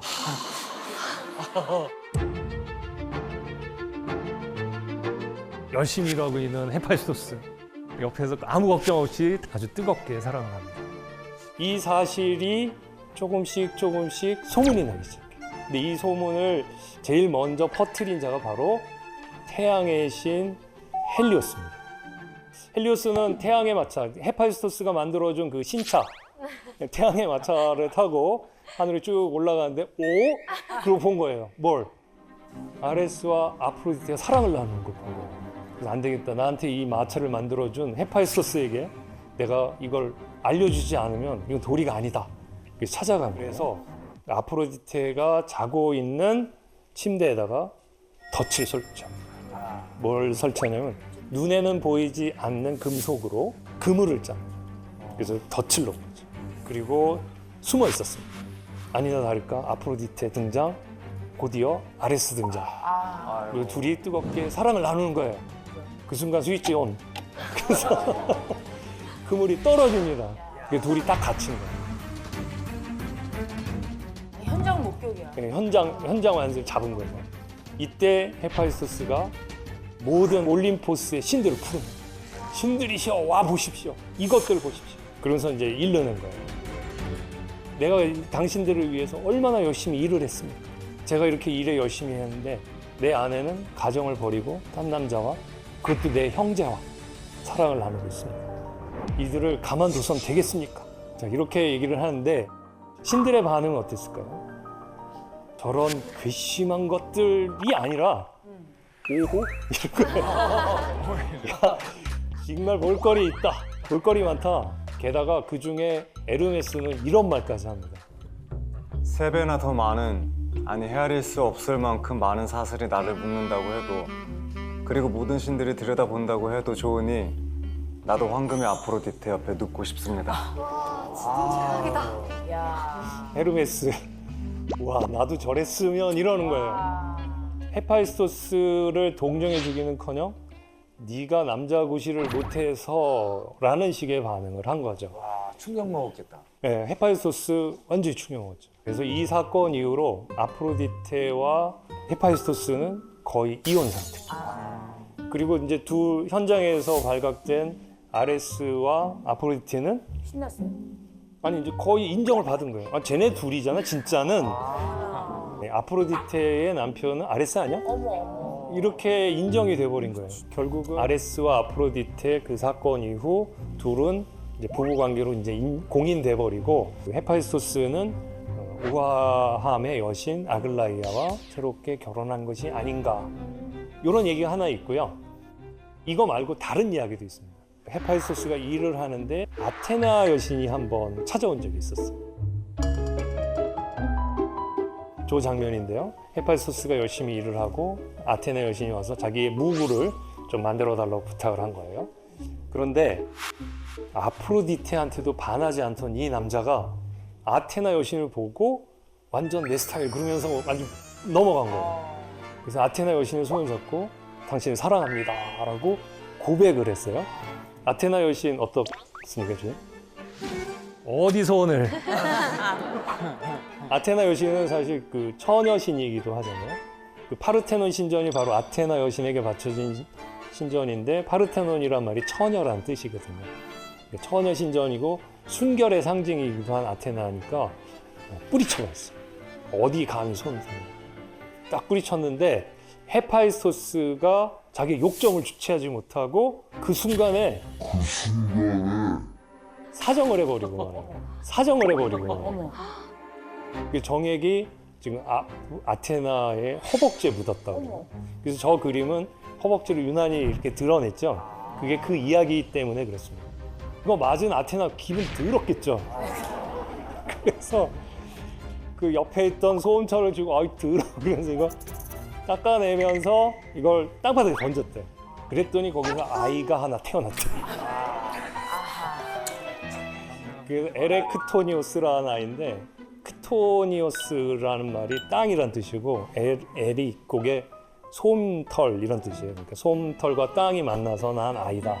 이렇게 그렇게 해서 아이가 하나 있긴 있습니다. 아테나 여신은 자기가 처녀이지만 그래도 내 허벅지 닿아서 난 아이. 그래서 자기 아들처럼 이렇게 키웠고 그 아크로폴리스 옆에 가면은 파르테논 신전 옆에 에레크테니온이라는 신전이 있습니다.